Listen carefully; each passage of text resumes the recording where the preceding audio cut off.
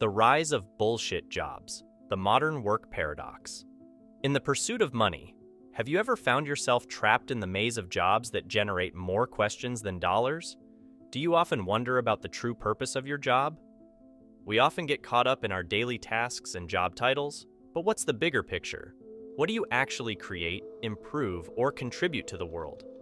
For some, these questions have straightforward answers, but for those of you stuck in seemingly pointless roles, it's a head-scratcher. In the last century, the landscape of employment has undergone a radical transformation. What was once a world dominated by manufacturing and manual labor has shifted to an era where service jobs reign supreme. They make up a whopping 80% of the job market. When we think about service jobs, we often picture a person serving coffee, helping you pick out clothes, or delivering luggage to hotel rooms. These services might seem like luxuries, but they do create value. A great cup of coffee, a stylish outfit, or your luggage arriving without delay matters. But here's the twist. The service industry is more than just these visible examples. It includes everyone from call center agents to CEOs. Finding a job outside the service sector has become increasingly challenging because many roles now require specific certifications. And here's where things get interesting. This shift in the job landscape has given birth to a puzzling phenomenon known as bullshit jobs.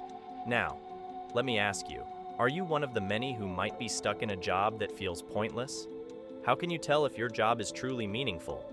We'll explore these questions and more on Money Game, your source for understanding the modern work paradox. The bull job epidemic. It is a term coined by anthropologist David Graeber in his eye-opening book, Bullshit Jobs, a Theory.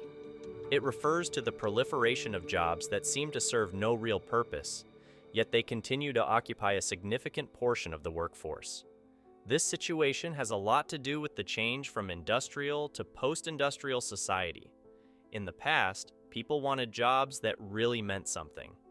But now, there are many more jobs that involve paperwork, office work, or just keeping records. Even though some of these jobs were probably created with good intentions, it's clear that they're often repetitive and don't help the organization much. It might sound strange that there are so many jobs that don't really contribute much to society. Some jobs exist mainly so people can say they have a job, even if the work isn't very meaningful. So, what happens when you're stuck in a bullshit job? Well, frustration becomes your daily companion. You find yourself doing tasks that seem pointless and could easily be automated. It's like being a cog in a machine where the purpose is elusive and the value of your labor is questionable. What's truly perplexing is that despite the clear lack of value in bull jobs, they persist. Why? Part of the reason is a cultural obsession with employment as a societal good, where the mere presence of jobs, even if they are bullshit, is considered a positive sign. The anthropologist David Graeber outlined 5 broad categories of jobs that had become increasingly prevalent in today's workforce. First, there are flunkies, like doormen, receptionists, chauffeurs, and assistants. They mainly exist to make others feel better about themselves and could often be replaced by technology. That's if they are really needed at all. Then there are duct tapers, who work on temporary fixes for problems that could be permanently solved. For example, an inventory manager might manually update stock levels, which could be automated. Graeber described a situation where a duct taper had to fix mistakes made by a supposed brilliant statistician due to bureaucratic obstacles. This example illustrates that removing unnecessary obstacles could allow these individuals to create value more efficiently, rather than eliminating their positions. The third category is box tickers. These are like mindless drones in big companies that create internal company newspapers and engage in activities that may seem irrelevant. They do this to appear legitimate to other companies. Even though nobody reads these internal papers, they serve the purpose of creating a certain image. But if a company didn't have an internal newspaper, a party planning committee, or a culture coordinator, then it might look like a small fry company not worth doing business with or working for. Next are the goons, which have a negative impact on society, but are necessary because they exist. In-house corporate lawyers are a classic example. They may not create anything, but not having them could lead to higher costs in dealing with legal issues.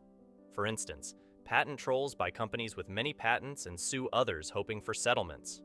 Large corporations also engage in this game, like Microsoft's patent disputes with various Android manufacturers and Amazon's lawsuits involving e-commerce technologies. The final category is taskmasters.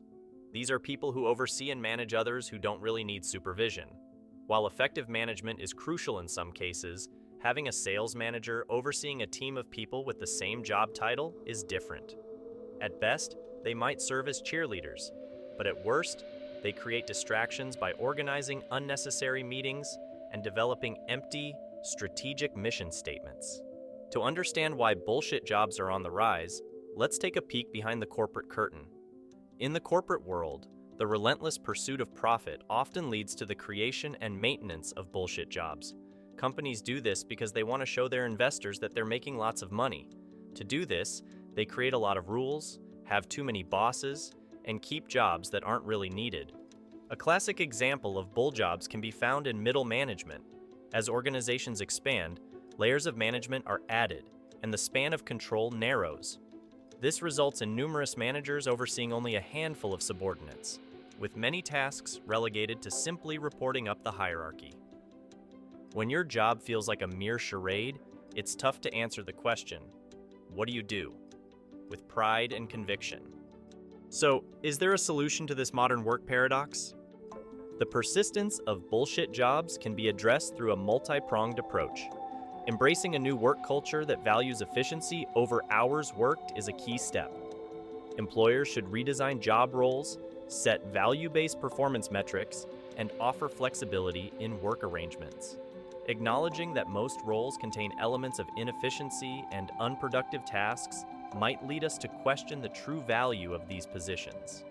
By embracing the idea that work can be accomplished more efficiently within a shorter time frame, we open the door to identifying and prioritizing genuinely meaningful tasks. For individuals trapped in roles filled with bullshit work, it may require temporary endurance. However, exploring side projects or ventures during your free time can provide a fulfilling alternative. You can consider working on a side hustle during your free time to engage in an activity more meaningful, or perhaps embracing it and finding pride might help make those seemingly pointless meetings and presentations more bearable. The modern work paradox is a complex issue deeply ingrained in our societal and work culture. While there may not be a single, straightforward solution, comprehending the origins and implications of these unproductive jobs is a crucial step toward addressing the challenges they pose in today's workforce. So, the next time you're questioning the purpose of your job, know that you're not alone in navigating the intricate landscape of modern work. Thank you for joining us on The Money Game today. I hope you enjoyed this video. If you did, please give it a like as a small token of appreciation and share your thoughts in the comment section below. If you're fascinated by the thrilling world of finance, want to uncover the secrets of money, then this is the channel for you. Don't miss out on the next episode of The Money Game, where knowledge is power and money is just a play away. Subscribe and level up your financial game today.